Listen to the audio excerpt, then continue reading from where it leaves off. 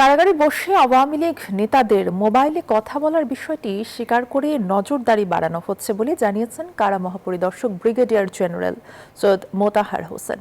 জানান তাদেরকে অতিরিক্ত কোনো সুযোগ সুবিধা দেয়া হচ্ছে না।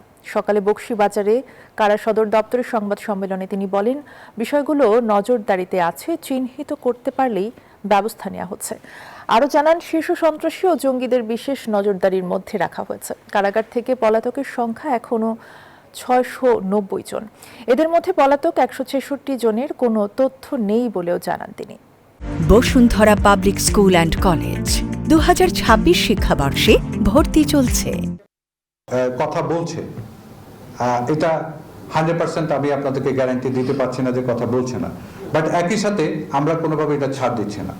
আমরা যদি গত এক বছরের স্টেটটা আমার এই সামনে নাই, প্রায় আমার ধারণা 3000-এর অধিক মোবাইল আমরা বিভিন্ন জায়গায়, শুরু দিকে এটা it was huge in number, but ধীরে ধীরে এখন আইসোলেটেডলি কমে এসছে খুব।